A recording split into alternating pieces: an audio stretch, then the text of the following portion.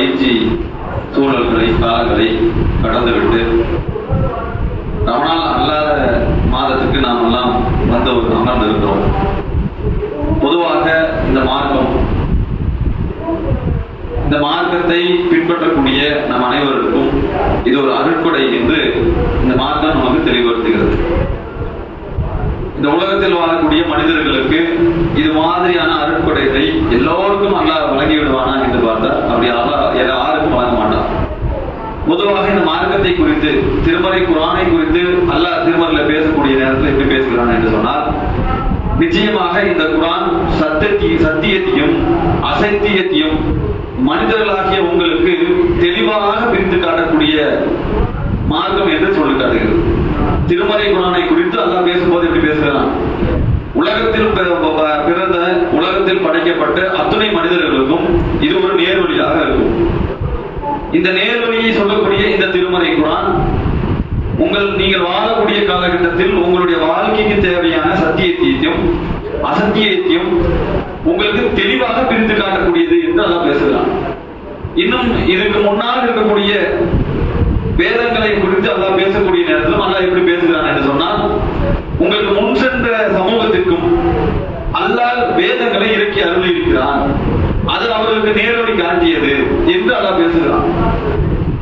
வேதங்கள் கொடுக்கப்பட்டவர்கள் அவர்கள் அந்த வேதங்களை மறந்து அல்லாஹ்வுக்கும் அல்லாஹ்வுடைய தூதராகி இருக்கக்கூடிய அந்த தூதர்களுக்கு மாறு செய்ததன் காரணமாகத்தான் அவர்கள் அழிக்கப்பட்டார்கள் என்று அல்லாஹ் திருமறையில பேசுகிறான்.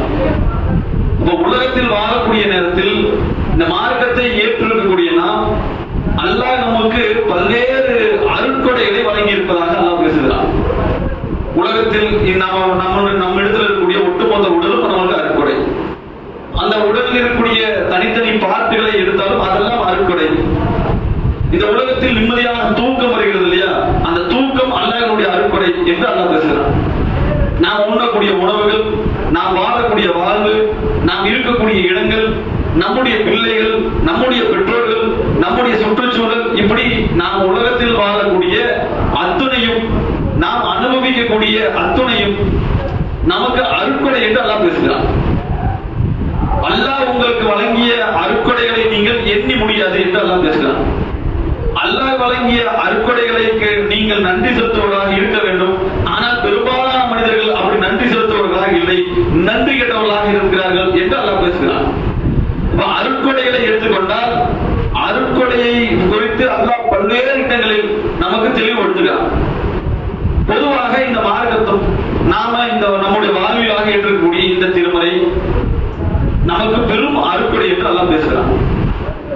அப்ப நாம வாழ்வில் பின்பற்றக்கூடிய நம்முடைய வாழ்க்கையில் நமக்கு இந்த உலகத்தில் எப்படி வாழணும், இந்த உலகத்தில் வாழக்கூடிய நேரத்தில் எப்படி வியாபாரம் செய்யணும், இந்த உலகத்தில் வாழக்கூடிய நேரத்தில் எப்படி நீதியாக நடந்து கொள்ள வேண்டும், இந்த உலகத்தில் வாழக்கூடிய நேரத்தில் ஒரு குழந்தையை எப்படி வளர்க்க வேண்டும், இந்த உலகத்தில் வாழக்கூடிய நேரத்தில் எப்படி நம்முடைய பெற்றோர்களிடத்தில் நடந்த வேண்டும், அண்டை வீட்டாரிடத்தில் எப்படி நடந்து கொள்ள வேண்டும், ஒட்டுமொத்த சமூக மக்களிடத்தில் எப்படி நடந்து கொள்ள வேண்டும் என்று நமக்கு ஒரு பெரும் வாழ்வியல் தத்துவமாக இந்த மார்க்கம் நமக்கு அடைகிறது. அப்ப இந்த அருட்கொடைகளை குறித்து நாம எப்படி பார்க்கிறோம், இந்த அருட்கொடைகளை எண்ணி நாம எப்படி இந்த உலகத்தில் வாழ்கிறோம் என்று சிந்தித்து பார்த்தால், நாம இந்த அருட்கொடைகளை ஒரு காலத்திலும் என்ன பண்ணதில்லை, மார்க்கம் எப்படி சொல்லிக் கொடுக்கிறதோ அப்படி நாம் அடைவதே இல்லை. பொதுவாக இந்த மார்க்கத்தை குறித்து பார்த்தா அல்லாஹ்வுடைய தூதர்கள் ஒரு விஷயத்தை சொல்றாங்க. என்ன அப்படின்னு சொன்னா, இந்த மார்க்கத்தை பின்பற்றக்கூடிய மக்களை குறித்து சிலாகித்து ஒரு விஷயத்தை பேசுறாங்க. நிச்சயமாக சைத்தான் உங்களை இந்த பூமியில் அவன் வணங்கப்படுவதிலிருந்து நிராசை அடைந்து விட்டான். மார்க்கத்தை ஏற்றக்கூடிய மக்கள், இறை நம்பிக்கை கொண்ட மூமின்களாக அல்லாஹ்வும் அல்லாஹ்வுடைய தூதரும் தான் இந்த மார்க்கத்தினுடைய வழிகாட்டி, திருமறைதான் மார்க்கம் என்று நம்பக்கூடிய இந்த சமூக மக்களை பார்த்து அல்லாஹ் எப்படி பேசுறானா, நீங்கள் அல்லாஹ்வுக்கு இணை வைத்து விடுவதிலிருந்து சைத்தான் நிராசை அடைந்து விட்டான். ஏன்? நாம மார்க்கத்தை விளங்கிட்டோம், அல்லாஹ்வுக்கு இணை வைக்க கூடாது என்று உறுதியாக இருந்தால், உறுதியாக இருக்கக்கூடிய மக்களை பார்த்தா பேசலாம். லிபரலா இருக்கிற மக்கள் பேசல, மார்க்கத்தை உறுதியாக பற்றி பிடித்து அல்லாஹ்வுக்கு நான் ஒரு காலத்திலும் இணை வைக்க மாட்டேன், என்னுடைய வாழ்க்கையில் எவ்வளவு துன்பம் வந்தாலும் அல்லாஹ்வுக்கு இணை வைக்க மாட்டேன், எவ்வளவு பெரிய செல்வத்தை காட்டி எனக்கு ஆசை காட்டினாலும் அல்லாஹ்வுக்கு இணை வைக்க மாட்டேன், நான் வறுமையில் வாழ்ந்தாலும் பரவாயில்ல, நோயில் வாழ்ந்தாலும் பரவாயில்ல, பயங்கர துன்பங்களில் வாழ்ந்தாலும் பரவாயில்ல, அல்லது செல்வ செழிப்பில் வாழ்ந்தாலும் பரவாயில்ல, எந்த ஒரு சூழலிலுமே நான் அல்லாஹ்வுக்கு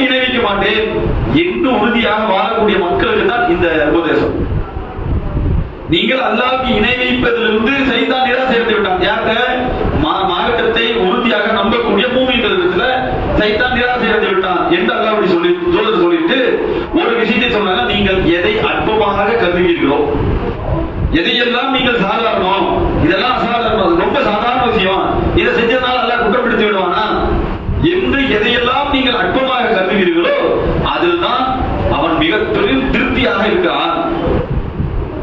திருப்தியான மனநிலை எப்ப கிடைக்கும்? நாம நல்லா சாப்பிடணும், நல்லா சாப்பிட்டு அடுத்த ரொம்ப டேஸ்ட் இருக்கணும், அதுல ரொம்ப சுவையான உணவை சாப்பிட்டு வயிறு நிறைய சாப்பிட்டு ரொம்ப இந்த மாதிரி ஒரு சாப்பாடு சாப்பிட்டது இல்லை அப்படிங்கிற வரும்போதுதான் அந்த சாப்பாட்டின் மீது ஒரு திருப்தி ஏற்படும். உலகத்துல வாழக்கூடிய நேரத்துல நாம் ஏதாவது ஒரு பொருள் மீது எப்ப திருப்தி அடைவோம்?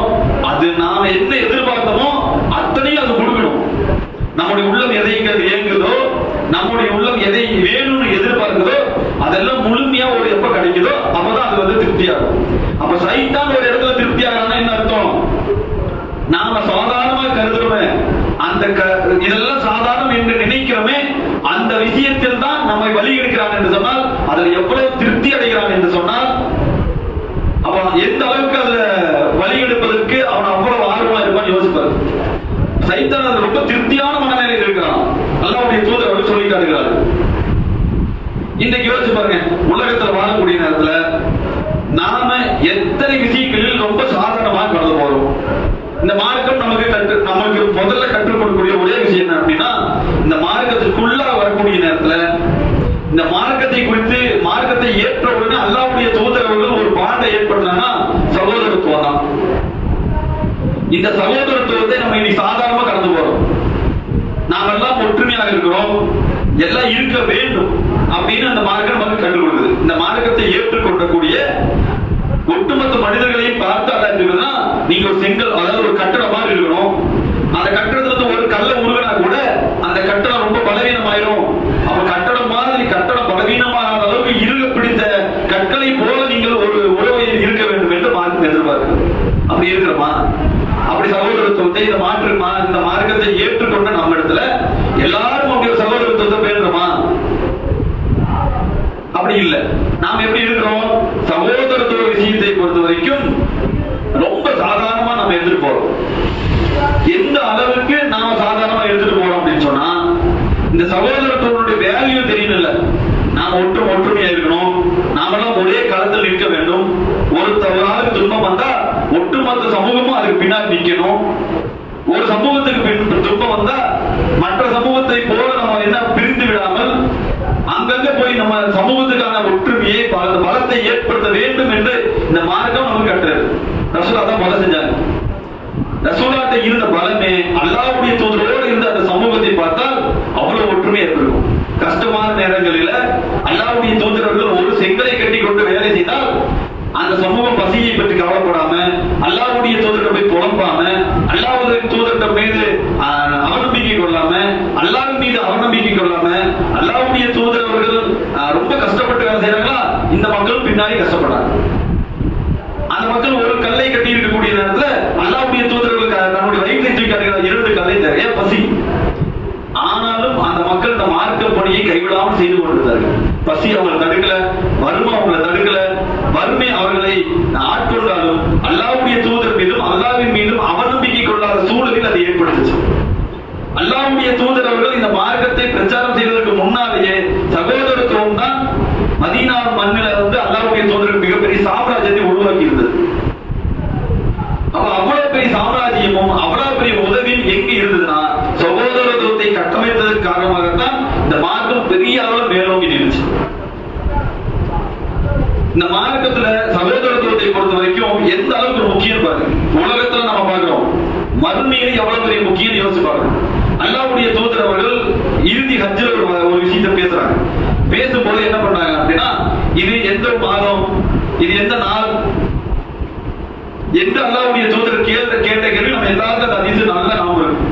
திருப்பி எல்லாத்துக்கும் ஒரு முறை நம்ம எல்லாம் அதை சம்பந்தமா பார்ப்போம். ஏன்னா அந்த செய்தியில நிறைய சாராம்சங்கள் இருக்கும். எந்த தலைப்பு எடுத்தாலும் அந்த தலைப்புக்குள்ள ஒரு சாராம்சம் இருக்கும். இந்த செய்தி மட்டும் இறுதியில் அவ்வளவு ஒரு அத்தினை சொல்லுமா அல்லாஹ்வுடைய தூதர் அவர்கள் பேசியிருக்காங்க. இந்த விஷயத்தை குறித்து அல்லாஹ்வுடைய தூதர் எப்படி பேசுறாங்கன்னா, இந்த நகரம் எப்படியாப்பட்டது என்று கேட்கும் போது அல்லாஹ்வுடைய தூதரை நீங்களே சொல்லுங்க, இது புனிதமிக்க மக்கா நகரம். அல்லாஹ்வுடைய தூதர் அவர்கள் 2வது கேள்வி கேட்டாங்க, இது எந்த மாதம், இது புனிதமிக்க துல்கஜனுடைய மாதம். இது எந்த நாள்? துல்கஜனுடைய 10வது நாள். புனிதமிக்க துல்கஜனுடைய 10வது நாள். ரசூலுல்லாஹ் சொன்னாங்க, இந்த நகம் எப்படி புனிதமானதோ, இந்த மாதம் எப்படி புனிதமானதோ, இந்த நாள் எப்படி புனிதமானதோ, அது போல உங்களோடு இருக்கக்கூடிய சகோதரருடைய மானம் புனிதமானது, அவருடைய உடமை புனிதமானது, அவருடைய உயிர் புனிதமானது, அவருடைய ரத்தம் புனிதமானது, எல்லாம் புனிதம். இதெல்லாம் உங்களுக்கு ஹராம், தடுக்கப்பட்டுச்சு. ஒரு சகோதரனுடைய மானத்தோடு விளையாடக்கூடாது, ஒரு சகோதரனுடைய மரியாதையோடு விளையாடக்கூடாது, ஒரு சகோதரனுடைய உடமைகளோடு விளையாடக்கூடாது, ஒரு சகோதரனுடைய அவனுடைய ஏதாவது துன்பங்கள்ல நாம எதுவும் பங்கெடுத்து விடக்கூடாது. எந்த இடத்திலும் நம்மால் ஒரு சகோதரன் பாதிக்கப்பட்டு விடக்கூடாது. ஏன்? இதெல்லாம் புனிதமாக்கப்படுச்சு. 1000 காரணம் சொன்னாலும் நமக்கு அதெல்லாம் புனிதமானது. அதுல நாம என்ன பண்ணோம்னா, தலையிட்டால் அது ஏதாவது மார்க்கம் சொன்னதுக்கு நேர் மாற்றமாக செய்தால் அது தெளிவான ஹராம் என்று மார்க்கம் வந்து தெளிவுறது. சொல்லிட்டு ரசூலுல்லாஹ் சொல்றாங்க, என்ன சொல்றாங்க அப்படின்னா, நீங்கள் மறுமையில் உங்களுடைய இறைவனை சந்திப்பீர்கள். அந்த செய்தியில ரசூலுல்லாஹ் சொல்றாங்க, நீங்கள் மறுமையிலே உங்களுடைய இறைவனை நீங்கள் சந்திப்பீர்கள். சந்தித்து விட்டு சொல்றாங்க, அப்போது அவன் உங்களிடத்தில் உங்களுடைய செயல்களை குறித்து விசாரணை செய்வான். அறிந்து கொள்ளுங்கள், எனக்கு பிறகு ஒரு மற்றவருடைய கழுத்தை வெட்டி நீங்கள் மாய்த்துக் கொள்ளும் வழிகட்டவர்களாக நீங்கள் மாறிவிடாதீர்கள். ரசூலுல்லாஹ் சொல்றாங்க, நீங்க என்ன ஆயிடக்கூடாது, ஒருவருக்கொருவர் சண்டையிட கூடாது, ஒருவருக்கொருவர் நீங்கள் ஒருவருடைய கழுத்தை நீங்கள் இன்னொரு கழுத்தை வெட்டி கொண்டு கொலையாளிகளாக மாறிவிடக்கூடாது. எங்க? சகோதரத்துவத்திற்குள்ள நீங்கள் இணை வைக்க மாட்டீர்கள், அதில் எல்லா உறுதியும் இருக்குது. நீங்கள் இந்த மார்க்கத்தை பின்பற்றக்கூடிய நேரத்தில் சைத்தான் உங்களை எங்க வழிகெடுப்பான்? மார்க்கத்தை பின்பற்றக்கூடிய சகோதரர்களிடத்துல ஒருவருடைய பகையை ஏற்படுத்துவான்.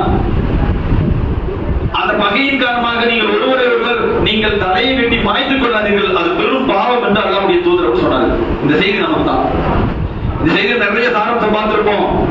ஆனால் இந்த செய்திக்குள்ள இருக்கக்கூடிய ஒரே ஒரு விஷயம் என்னன்னா, சகோதரத்துவத்தை கெடுக்கக்கூடிய, குலைக்கக்கூடிய, அந்த பெல்ட்டை உடைக்கக்கூடிய எந்த ஒரு காரியத்திலும் இந்த மார்க்கத்தை பின்பற்றக்கூடிய இறை நம்பிக்கையாளர்கள் நீங்கள் ஈடுபட்டு விடாதீர்கள் என்று அல்லாஹ்வுடைய தூதரும் அல்லாஹ்வும் நம்மை குறித்து எச்சரிக்கை செய்கிறார்கள். ஏன்? நீங்கள் அப்படி குலைத்தால் மறுமையில அல்லாஹ் உங்களை வெறும் கடுமையான பிடியை பிடிப்பான், பெரும் தண்டனைக்கு ஆளாக்குமா. அல்லாஹ் உங்களை நிறுத்தி விசாரணை செய்வான். எதுல? சகோதரத்துவ விஷயத்தில் உங்களை விசாரணை செய்வான். நீங்கள் அந்த விசாரணை நாளுக்கு நீங்கள் அஞ்சிக் கொள்ளுங்கள் என்று அல்லாஹ்வுடைய தூதர் நமக்கு சொல்கிறார். இதெல்லாம் இந்த உலகத்தில் வாழக்கூடிய நேரத்துல இந்த சகோதரத்துவத்தை நம்ம சாதாரணமா கடந்து போறோம். ஒரு 4 பேர் சேர்ந்துக்குவோம், இன்னொரு 4 பேர் சேர்ந்துக்குவாங்க, பெல்ட் இப்ப டீமா உட்கார்ந்துக்குவோம். நாம எந்த அமைப்பை கட்டமைக்க வேண்டும் என்று நினைக்கிறோமோ, எந்த மார்க்கத்தை இந்த மக்களுக்கு கொண்டு போய் சேர்க்க வேண்டும் என்பதற்காக ஒன்று சேர்த்தோமோ, எந்த மார்க்கத்தினுடைய விஷயங்களை இந்த மக்களுக்கு இருக்கக்கூடிய அறியாமைகளை நீக்க வேண்டும் என்று நாமெல்லாம் ஒன்று சேர்ந்தோமோ, அப்படி ஒன்று சேர்ந்திருக்கக்கூடிய அந்த சமூகத்தில் தான் அல்லாஹ் என்ன பண்ணுவான்? பகைமையை அல்லாஹ்வுடைய தூதர் சொல்றாங்க, சைத்தான் பகைமையை ஏற்படுத்துவான், அதுக்குள்ள பிளவை ஏற்படுத்துவான். எப்படி ஏற்படுத்துவான்? சிறுக்கு ஏற்படுத்த மாட்டான். ஒருத்தர் இணை வைக்கிறான், நாம கண்ணு முன்னாடி பார்க்கிறோம், மார்க்கத்தில் நம்ம ஒரு பயணிச்சிருப்பான், சிறுக்கு வைத்தாலும் அவனை நாம் வெறுப்போம். அது நமக்கு மார்க்கத்துல என்ன தடையே கிடையாது, அப்படிதான் இருக்கணும். இணை வைப்பை நோக்கி ஒருத்தர் நகர்கிறான் என்று சொன்னால் அவனை நாம் எப்படி வெறுக்கணும் அப்படின்னா, மார்க்கத்தினுடைய எதிரியாகத்தான் நம்ம பார்க்க முடியும். ஆனால் அவன் இணை வைக்க மாட்டான், மார்க்கத்தில் நம்மோடு தொடர்பு இருப்பான், நம்மோடு சக தோழமையோடு இருப்பான், தொழிலோடு தோல் நின்று நம்மோடு நிற்பான். எல்லா பிரச்சனைக்கும் நம்மோடு நிற்கக்கூடிய அந்த சகோதரனிடத்துல நாம் என்ன பண்ணிட்டு இருப்போம்? நட்பு பாராட்டுவதற்கு பதிலாக பகைமை பாராட்டி கொண்டிருப்போம். இது ஏன்? சைத்தானுடைய தூண்டுதல் இப்படிதான் இருக்கும் என்று நமக்கு மார்க்கம் கட்டளையிடுகிறது. சரி, இந்த உலகத்துல பார்க்கிறோம், சகோதரத்துவத்தை பொறுத்த வரைக்கும் இப்படி நமக்குள்ள நிறைய பிரச்சனையை சந்திக்கிறோம். ஆனால் மறுமையில் இந்த சகோதர வேல்யூ தெரியுமா? நம்ம அதெல்லாம் ரொம்ப சாதாரணமா கடந்து போறோம். மறுமையிலே இந்த சகோதரத்துவத்தோட வேல்யூ தெரிஞ்சிருந்தோம் அப்படின்னு சொன்னா நாம ஒரு காலத்துல இந்த சகோதரத்தை உடைக்க மாட்டோம்.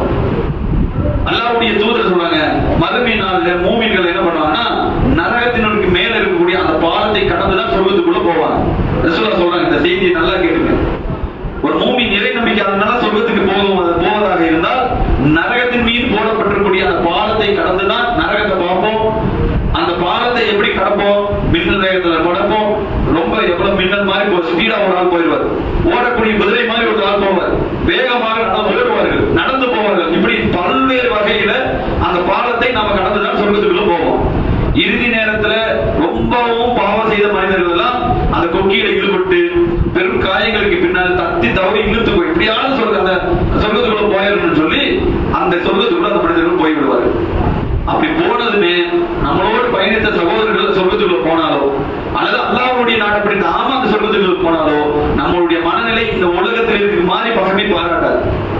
இந்த மார்க்கத்தை பின்பற்றக்கூடிய மக்கள் சொர்க்கத்திற்குள்ள உள்ள போனால் ஒரு காலத்திலும் நமக்கு எதிராக பகமை பாராட்ட மாட்டார்கள். என்ன பண்ணுவாங்க தெரியுமா? அந்த சகோதரத்துக்கு அல்லாஹ்வுடைய தூதர் சொல்றாங்க, அந்த மக்கள் என்ன பண்ணுவாங்க அப்படின்னு சொன்னா, அல்லாஹ் எல்லா சொர்க்கத்துக்குள்ள போனதுமே என்ன பண்ணுவாங்க அப்படின்னா அல்லாஹ்விடத்துல மன்றாடுவார்கள். இறைவா, அந்த நரக நெருப்புல எங்களோடு நின்று தொழுத அந்த சகோதரன், எங்களோடு நின்று தர்மம் செய்த அந்த சகோதரன், எங்களோடு நின்று மார்க்கத்தினுடைய விஷயங்களை மக்களிடத்துல எடுத்து சொல்வதில் எங்களோடு தோழமை கொண்ட அந்த ஒரு சகோதரன், அனைத்து நன்மையான விஷயங்களும் எங்களோடு இருந்த அந்த சகோதரன் நரக நெருப்பிலே கிடக்கிறான், அவனை எப்படியாவது எங்க கூட அனுப்பு. எந்த அளவுக்கு இந்த வேண்டுகோள் இருக்கும் அப்படின்னு சொன்னா, அல்லாஹ்விடத்துல வேண்டுகோள் வைக்கிறோம். அந்த வேண்டுகோள் எப்படி இருக்குன்னு சொன்னா, ரசூலுல்லாஹ் சொல்றாங்க, இந்த உலகத்துல உங்களோட உரிமைக்காக என்னிடத்துல வந்து என்ன பண்ணுவீங்க, வலியுறுத்தி கேட்பீங்க, எனக்கு செஞ்சுதான் கொடுக்கணும், நீங்க இப்படித்தான் பண்ணி ஆகணும், எனக்கு அதெல்லாம் தெரியாது, அவரு என்ன செய்ய முடியாதுன்னு சொல்ல வந்தா கூட அதெல்லாம் முடியாது, எனக்கு செஞ்சுதான் தரணும்னு கேட்கறோம்ல, அந்த மாதிரி வலியுறுத்தி கேட்போம். இந்த உலகத்துல வாழக்கூடிய நேரத்துல உரிமையை போய் கேட்போம் ஒரு சகோதரர்கிட்ட.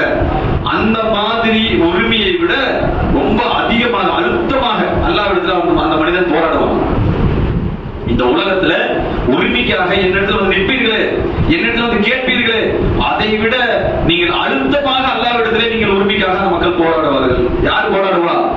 நாம அல்லாஹ்வுடைய நாட்டுப்படி அப்படி இருந்தால் நம்மளோடு இருக்கக்கூடிய சகோதரன் நமக்காக போராடுவான். யார்கிட்ட? அல்லாஹ்விடத்துல போராடுவான்.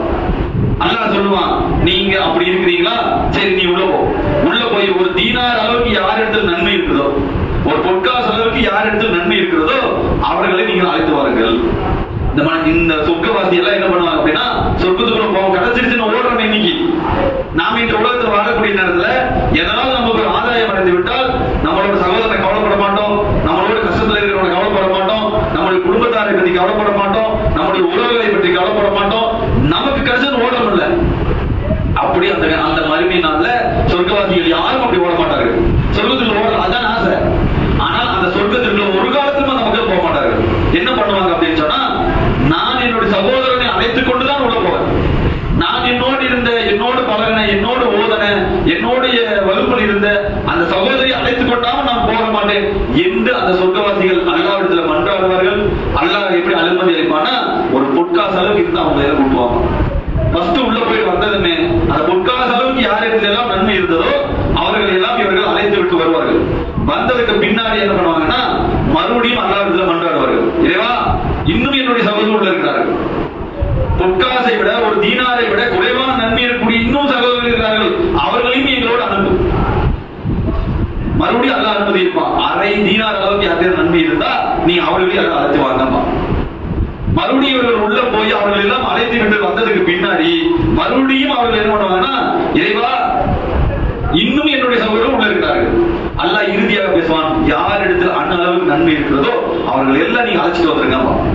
அந்த சகோதரத்துவம் என்ன பண்ணா, நேரா உள்ள போய் அந்த அளவு கடுகளவு நன்மை யார் இருக்கிறதோ அத்தனை சகோதரரும் அழைத்து வரக்கூடிய வரைக்கும் அந்த சகோதரர் நம்ம முன்னாடி சொர்க்கத்துக்கு போன அந்த சகோதரத்துவம் ஒரு காலத்துல சொர்க்கத்துக்கு நம்மளை விட்டுட்டு போக மாட்டாங்க.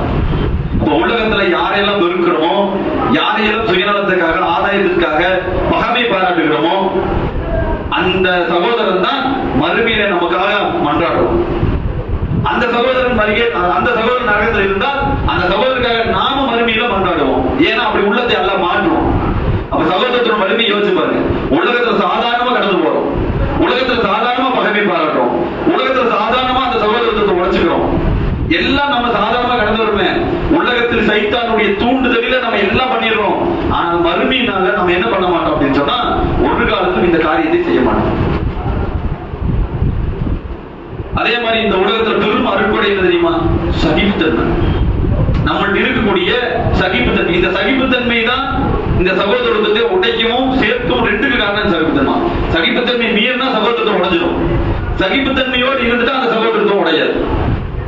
அப்ப நாம எந்த அளவுக்கு இந்த மார்க்கத்தை பின்பற்றக்கூடிய, மார்க்கத்தோடு பின்னி பிணைந்திருக்கக்கூடிய நாம இந்த சகிப்புத்தன்மை இருக்கணும்னு யோசிப்பாரு. அல்லாஹ்வுடைய தூதரவர்கள் இந்த மார்க்கத்தை நமக்கு எப்படி ஏன் இந்த சகிப்புத்தன்மையை பொறுத்த வரைக்கும் அருட்கொடை என்று நம்ம யோசிக்கிறோம்னா, நாம இந்த பெருநாள்ல நம்ம எல்லாரும் பெருநாள் கொண்டாடுறோம். உலகத்துல எல்லா பக்கமும் பெருநாளை கொண்டாட மக்கள் குறைந்தபட்சம் ஆனவாளியில் எடுத்துட்டோம்னா இங்க குறைஞ்ச ஒரு 1000 பேர் இந்த திடல கூடியிருப்பாங்க. இது மாதிரி நிறைய இடங்கள்ல பெருநாள் கொண்டாடப்படுச்சு. சரி, அதுக்கு முன்னாடி கோழி பண்டிகை கொண்டாடப்படுச்சு. இப்படி கோழி பண்டிகை கொண்டாடக்கூடிய நேரத்தில் அந்த சமூகம் நடந்து கொண்ட விதமும் உலகத்தில் இந்தியாவில் மொத்தமாக இந்த பெருநாளை கொண்டாடக்கூடிய இஸ்லாமிய சமூகத்தையும் யோசிச்சு பாருங்க. இஸ்லாமிய சமூகம் கொண்டாடக்கூடிய இந்த பண்டிகையில யாருக்கும் எந்த பாதிப்பும் ஏற்படாது. அதே சமயத்தில் அந்த பண்டிகை காலங்களில் தர்மங்கள் அதிகமாக வழங்கப்படும். நாம மட்டும் இல்ல, எத்தனையோ மனிதர்களுக்கு தர்மம் வழங்கப்படுறது, தர்மத்தின் மூலமாக பல மனிதர்கள் வாழ்வாதாரம் அடைகிறார்கள். அப்படி ஒரு சமூகமாக இருக்கிறது. அதே மாதிரி அமைதியான முறையில் பெருநாள் கொண்டாடப்படுவது பார்க்கிறோம். ஆனால் பிற சமூகத்தினுடைய நிலைமையை வச்சு பாருங்க. கண்ணு முன்னாடி பார்க்கிறோம், எல்லா காட்சியும் நம்ம பார்த்தோம். என்ன பார்த்தோம்? ஒரு கணவன் மனைவி ஒரு வேலைக்காக வருகிறார்கள். அந்த அந்த அந்த மக்கள் மீது கோழி பண்டிகை கொண்டாடுங்கிற பேர்ல அத்தனை சாயங்களையும் ஊத்துறாங்க. வேலைக்கு போக முடியாது, வாழ்வாதாரம் பாதிக்குது, நடு ரோட்ல இந்த தண்ணி தூக்கி ஊத்துற அளவுக்கு ஒரு சகிப்புத்தன்மையை மாறி அந்த சமூகம் கெஞ்சற அளவுக்கு இருக்கு. ஒரே சமூகத்தை சேர்த்து இன்னொரு சமூகமும் அப்புறம் கெஞ்சற அளவுக்கு இருக்குது அப்படின்னு சொன்னா எவ்வளவு வெறுப்படைந்திருப்பார்கள் என்று யோசிப்பார். ஆனால் நமக்கு இந்த மார்க்கம் நமக்கு எப்படி கற்றுக் கொடுக்குறது? அமைதியான முறையில நமக்கு மார்க்கம் கற்றுக் கொடுக்குது. அழகான முறையில் நமக்கு மார்க்கம் கற்றுக் கொடுக்குது. தர்மம் செய்ய சொல்லி கற்றுக் கொடுக்குது. நம்மளுடைய பெருநாள் கொண்டாட்டங்கள் இப்படித்தான் இருக்கும். சகிப்புத்தன்மையோடு யாராவது ஒருத்தர் பார்த்தா இப்படி ஒரு பெருநாள் கொண்டாட முடியுமா? அந்த மக்களுடைய பண்டிகைகளுக்கும் இஸ்லாம் மார்க்கத்தை ஏற்றுக்கொள்ளக்கூடிய இந்த சமூகத்தினுடைய மக்களுடைய பண்டிகைகளுக்கும் எவ்வளவு வித்தியாசம் யோசிப்பாரு. கலர்பொடியை தூளாக ஒரு ஸ்கூலுக்குள்ள இருக்குது, கிட்டத்தட்ட 30க்கும் மேற்பட்ட குழந்தைகளுக்கு மூச்சு தராரு. எப்படி ஒரு பண்டிகை எப்படி இருக்குன்னு யோசிச்சு பாருங்க. ஆனால் இந்த மார்க்கம் எங்கிருந்து நமக்கு சொல்லி கற்றுக் கொடுக்கிறதுனா, அல்லாஹ்வுடைய தூதரவர்கள் பல்வேறு சகிப்புத்தன்மையை நமக்கு சொல்லி தருகிறார். ரசூலுல்லாஹ்வுடைய வாழ்க்கையில எடுத்துக்கூடிய சம்பவம் எல்லாரும் நமக்கு தெரியும். ஆயிஷா ரலியல்லாஹு கேக்குறாங்க, உங்களுக்கு இந்த மார்க்கத்தில் இருக்கக்கூடிய நேரத்துல உங்களுக்கு ரொம்ப கடுமையான வேதனை ஏற்படுத்தக்கூடிய ஒரு ரொம்ப மன கஷ்டத்தை ஏற்படுத்தக்கூடிய சம்பவம் எது அப்படின்னா, ரசூலுல்லாஹ் சொல்றாங்க தாயிஃபினுடைய சம்பவம் அப்படிங்கிறாங்க. ஏன் தாயிஃப்ல நான் போய் என்ன பண்ண அப்படின்னா, இந்த மார்க்கத்தை ஏற்றுக்கொள்வதற்காக அந்த தாயிஃபினுடைய தலைவரான கினானா என்பவர் இடத்துல நான் போய் பேசினேன். ஆனால் அவர் எனக்கு நான் எதிர்பார்த்தபடி பதில் தரல. சரி அப்படின்னு சொல்லி திரும்பி வந்தா அந்த மக்கள் என்னை என் மீது பெரும் தாக்குதலை ஏற்படுத்தினார்கள். எந்த அளவுக்கு? அல்லாஹ்வுடைய தூதரவர்கள் மூர்த்தியாகக்கூடிய அளவுக்கு தாக்குதல் ஏற்படுத்தப்படுது. மூர்த்தியாகி விட்டு அல்லாஹ்வுடைய தூதரவர்கள் என்ன பண்ணாங்க அப்படின்னு சொன்னா, கர்னுஸ் சஹாலி அப்படின்னு சொல்லக்கூடிய ஒரு இடத்துல வந்து நிக்கிறாங்க. நின்னா அல்லாஹ்வுடைய தூதரவர்களுக்கு அப்பதான் மூர்த்தி எல்லாம் தெரியுது. ஜிப்ரீல் அலைஹிஸ்ஸலாம் வந்து நிக்கிறாங்க. உங்களுக்கு அல்லாஹ் என்ன பண்ணிருக்கா, ஒரு மலைக்குண்டான மாணவர்களை உங்களுக்கு அனுப்பியிருக்காங்க. 2 பக்கம் மலை இருக்கிறது, மலைக்கு நடுவில் தான் அந்த கிராமம் இருக்குது. தாயிஃப் நகர் எப்படி இருக்குதுன்னா மலைக்கு நடுவில் இருக்கு. ரசூலுல்லாஹ் ஜிப்ரீல் அலைஹிஸ்ஸலாம் சொல்றாங்க, நீங்க எந்த கட்டளையிட்டாலும் இந்த மலைக்குண்டான மாணவர்கள் கட்டுப்படுவார். அல்லாஹ் உங்களுக்கு அனுப்பிட்டான், நீங்க எதை சொன்னாலும் கேட்பாங்க அப்படின்னா. அந்த மலைக்குண்டான மாணவர் என்ன பண்றாருன்னா, அல்லாஹ்வுடைய தூதர்கிட்ட சலாம் சொல்லிவிட்டு நீங்கள் எதை சொன்னாலும் செய்வது தயார்.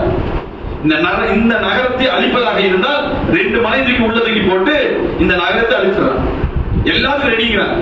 ஆனா அல்லாஹ்வுடைய தூதரை சொன்னாங்க, அவ்வளவு அடியை வாங்கி மூர்ச்சையாகி அவ்வளவு சிரமத்திற்கு மத்தியிலும் இஸ்லாமிய மார்க்கத்தை சொல்லக்கூடிய நேரத்துல அது மாதிரி ஒரு கஷ்டம் இல்லை அப்படின்னா அதுக்கு முன்னாடி எவ்வளவு கஷ்டம் இருக்குன்னு யோசிச்சு பாருங்க. அல்லாஹ்வுடைய தூதர் மீது ஒட்டகத்தினுடைய குடல்கள் போடப்பட்டுச்சு.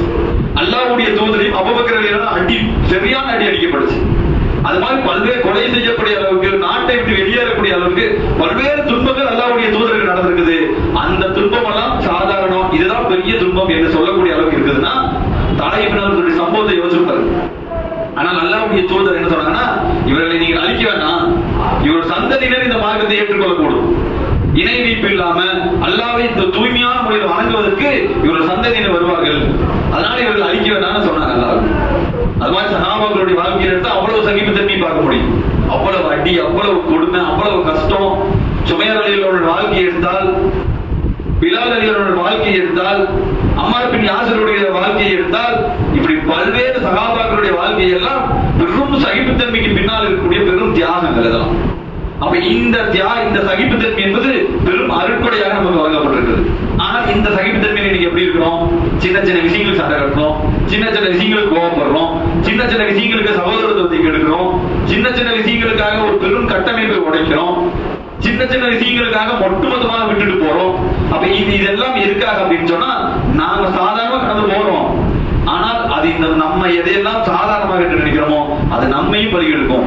அதே சமயத்தில் நாம் கட்டமைக்கப்பட்ட பெரும் பிரம்மாண்டமான இந்த கூட்டமைப்பையும் அது உடைக்கும் என்பதை ரொம்ப நினைவில் வைத்துக் கொள்ள வேண்டும். இன்ஷா அல்லாஹ் இரண்டாவது இருப்பார்.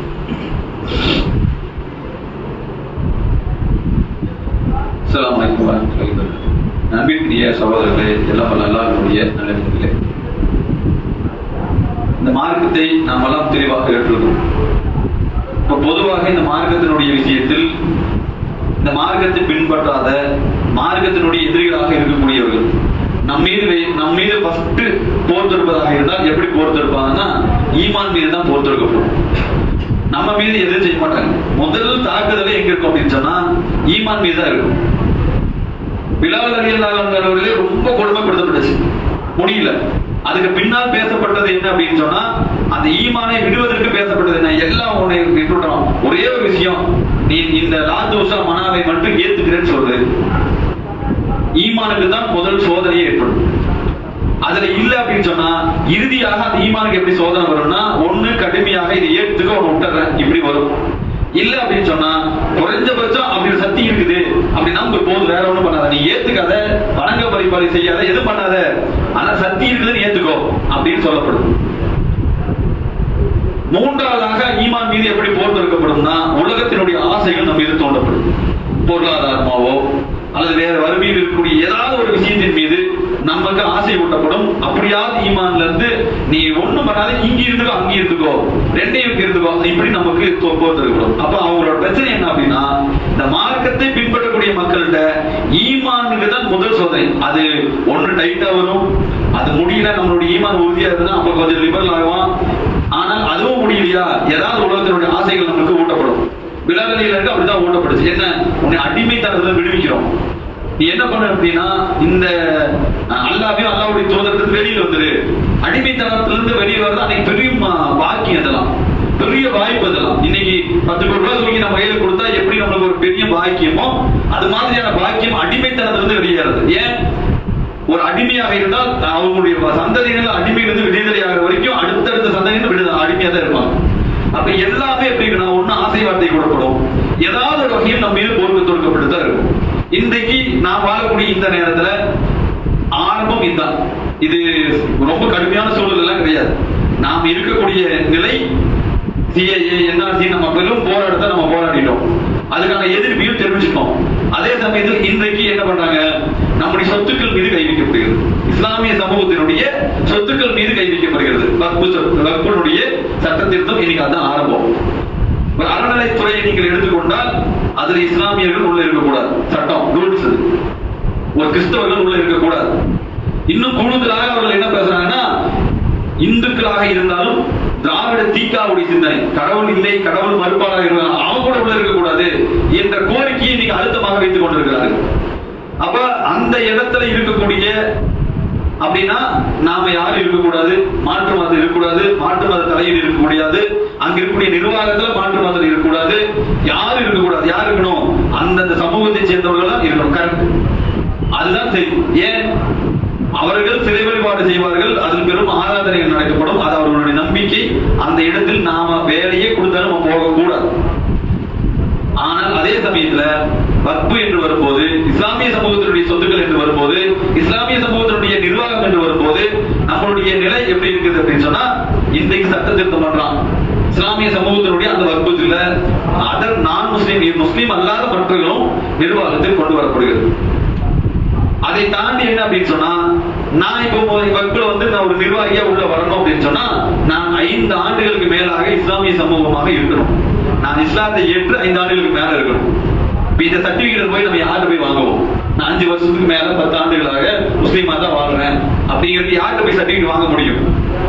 இது மாதிரி முஸ்லீம்களுக்குள்ளேயே நிர்வாகத்தில் போக முடியாத அளவுக்கு ஒரு சூழலை ஏற்படுத்துகிறார்கள். சூழ்ச்சியின் மூலமாக, சட்டத்தினுடைய திருத்தங்களின் மூலமாக இந்த சமூக மக்களுடைய சொத்துக்களை சூறையாடுவதற்கு ஆல்ரெடி அந்த சொத்துல பெருசா ஒண்ணும் இல்ல, நிறைய போயிடுச்சு.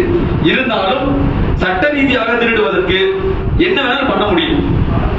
ஒரு அறநிலைத்துறையுடைய ஒரு நிலம் இருக்கிறது, அங்க அரசு அலுவலகம் கட்டப்பட வேண்டும், ரிக்வஸ்ட் வைக்கப்படுது, அரசுக்கு நிற்கப்படுது. ஆனால் எங்களால் முடியாதுன்னு சொல்லணும். அறநிலைத்துறை இடத்தை எங்களால் கொடுக்க முடியாது, நீ வேற இடத்துல பாத்துக்கோ. எங்க கொடுக்கணும்? மற்ற இதுக்கல்ல, அரசு அலுவலகம் கட்டுவதற்கு. ஆனால் இன்னி வரக்கூடிய காலத்தில் அரசு அலுவலகம் கட்டுவதாக இருந்தால் வக்பு நிலங்கள் தேவைப்பட்டால் வக்பு நிலங்களை அவர்களுடைய கையெழுத்தின் மூலமாக அந்த அரசு நிலமாக மாற்றப்படும். எந்த சூழல் வேணாலும் மாற்றப்படும். ஒரு இஸ்லாமிய சமூகம் அந்த சொத்துக்களின் மூலமா எந்த இடத்துல பயனளிக்காது. அப்ப இப்படித்தான் போர் நம்முடைய ஈமான்கள் மீது, நம்முடைய மார்க்கத்தின் மீது இப்படித்தான் நம் மீது போர் தொடுக்கப்படும். எனவே நாம் இந்த நேரத்துல நம்முடைய இந்த உலகத்தில் இருக்கக்கூடிய சைத்தானுடைய ஊசலாட்டத்துக்கெல்லாம் தலையிடாமல் நம்முடைய பலத்தை நாம் காட்டணும், நம்முடைய ஒற்றுமையை காட்டணும். நாம் இதற்காக எங்கேயாவது ஒன்றுபட வேண்டும் என்று சொன்னால் எந்த இடத்திலாக இருந்தாலும் சரி, இந்த சட்டத்திற்கு எதிராக யார் குரல் கொடுத்தாலும் அவர்களோடு நின்று நாமும் குரல் கொடுக்க கடமைப்படுகிறோம். நாம் இந்த உலகத்துல எவ்வளவோ ஓடிடுவோம், உலக ஆசை, உலகத்தினுடைய சூழல் இதெல்லாம் பார்த்து ஓடுவோம். ஆனால் இந்த இடத்துல மட்டும் நம்ம என்ன பண்ணக்கூடாது, உலகத்தை நோக்கி நகர்ந்து விடக்கூடாது. ஏன்னா அல்லாஹ் ஒரு அழகான பிரார்த்தனையை நம்ம திருமறையில் சொல்லியிருக்கிறான். எங்கள் இறைவா, உன்னையே நாங்கள் முற்றிலுமாக சார்ந்திருக்கிறோம். அல்லாஹ் நல்ல இந்த வசனத்துக்கு எடுங்க. உன்னையே நாங்கள் முற்றிலுமாக சார்ந்திருக்கிறோம், மேலும் உங்களிடமே எங்களுடைய மீளுதல் இருக்கிறது. இந்த பிரார்த்தனை எழுதி வச்சு பாருங்க. நாங்கள் உன்னையே முற்றிலும் சார்ந்திருக்கிறோம், எங்களுடைய மீளுதலும் உன்னிடத்துல இருக்கிறது என்று சொல்லிவிட்டு அல்லாஹ் சொன்னா, எங்கள் இறைவா, காபிர்களுக்கு எங்களை சோதனையா பொருளாக மாற்றி விடாதே. காபிர்களுக்கு எங்களை சோதனை பொருளாக மாற்றி விடாதே. அவர்கள் எங்களை வச்சு விளையாடக்கூடாது, எங்கள் மீது சோதனையை வைக்கக்கூடிய பொம்மைமான எங்களை ஆக்கிடக்கூடாது, அவர்களுக்கு நாங்கள் ஒரு பொம்மை பொருளாக மாற்றிவிடக் கூடாது என்று சொல்லிவிட்டு எங்களுக்கு மன்னிப்பும் அருள்வாயாக. நிச்சயமாக நீ மிகைத்தவன், ஞானம் மிக்கவன். நாங்கள் எதை செய்தாலும் நீ மன்னித்து விடும், எங்கள் மீது நீ அருள் புரி, எங்களுக்கு நீ ஒற்ற பக்க பலமாக இரு என்ற அந்த பிரார்த்தனை தான் அல்லாஹ் திருமறையில சொல்லிக் கொடுக்கிறான். யாராவது பாதிப்பு ஏற்பட்டால், நமக்கு ஏதாவது மன உளைச்சல் ஏற்பட்டால், மாற்ற சம்பவத்தால் நமக்கு ஏதாவது பிரச்சனை ஏற்பட்டால் அல்லாஹ் இப்படி ஒரு பிரார்த்தனையை நமக்கு அழகாக சொல்லிக் கொடுக்கிறான். எனவே இந்த மார்க்கத்தை பொறுத்த வரைக்கும் நாம் ரொம்ப உறுதியாக இருக்க வேண்டும். சைத்தானுடைய ஊசலாக இருக்கக்கூடாது. நம்முடைய இந்த மார்க்க சிந்தனைகள் முழுமையாக இந்த மார்க்கத்துக்கு கட்டுப்பட்டவர்களாக, இந்த ஒரு கூட்டமைப்பை கட்டமைப்புகளை உடைக்கக்கூடியவர்களாக இருக்காமல் மறுமை நாளில் சொர்க்கம் செல்லக்கூடிய பாக்கியத்தை வல்லரகமான அனைவருக்கும் தந்தரக்கூடியவனாக வாகிந்தவனாக இருந்தது. அபில் ஆலமீன். அஸ்ஸலாமு அலைக்கும் வரஹ்மத்துல்லாஹி வபரகாத்துஹு.